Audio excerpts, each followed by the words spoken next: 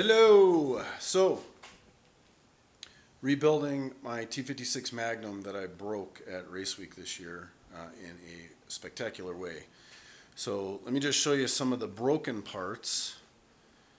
If I can find them all right now, because there was a few. So, counter shaft.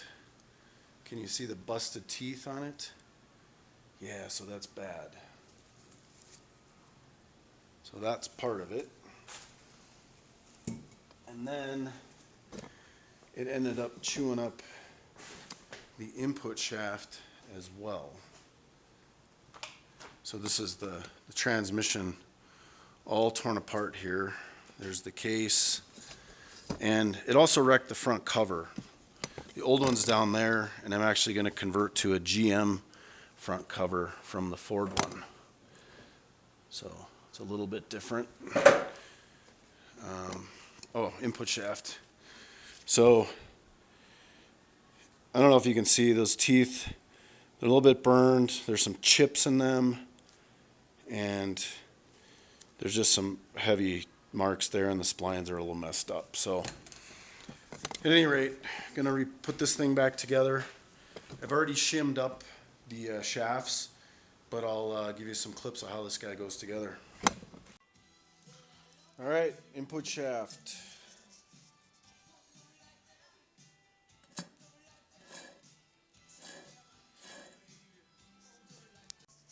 Here's the counter shaft.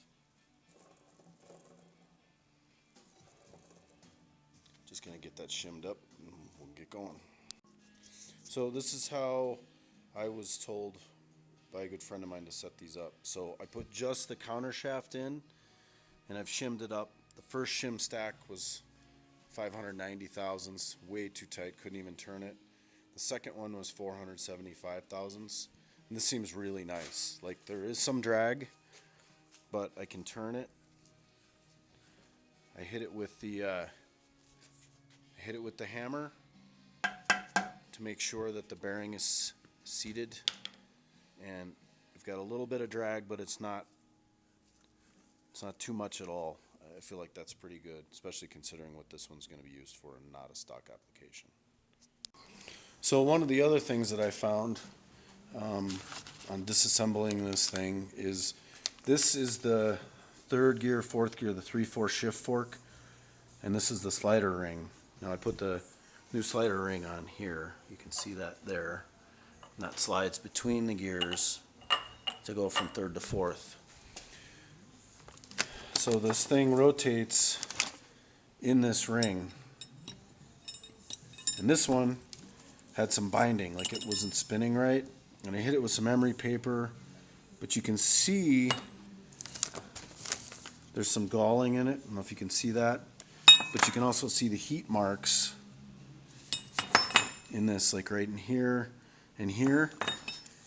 And what happened is this shift fork actually warped a little bit.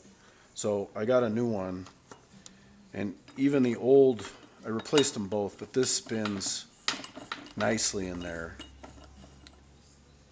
So again, just some carnage. Okay, so got everything together here. We're gonna go ahead and start assembling. This is probably the most confusing part, or the shift levers and whatnot here. We'll see how it goes.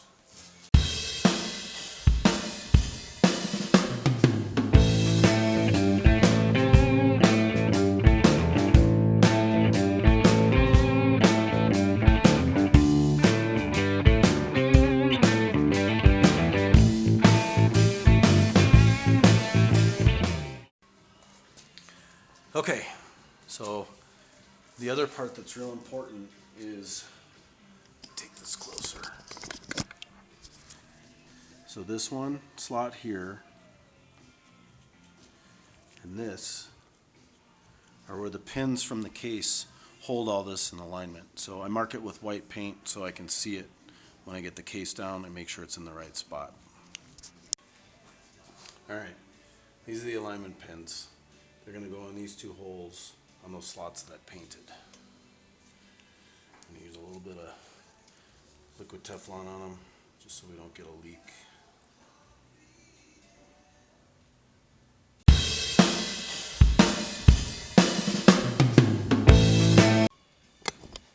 Alright, so I made a mistake here. This is the shift quadrant, I think that's what it's called. And this has to go in here, but this has to drop down a little bit. I can't do that with these pins in, so I gotta take them out so I can drop that down enough to get that in there.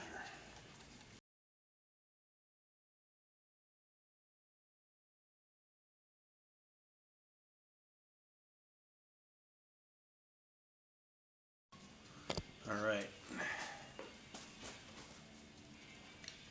All lined up here. Just drive the roll pin in.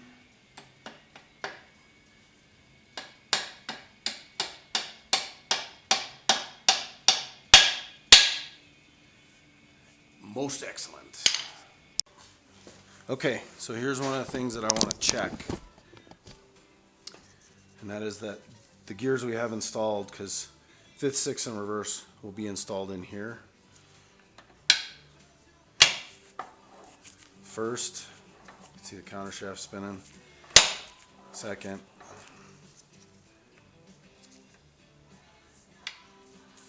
Third. Fourth. Yay, it's all good. Alright, now we're just going to install the rest of the back half of this.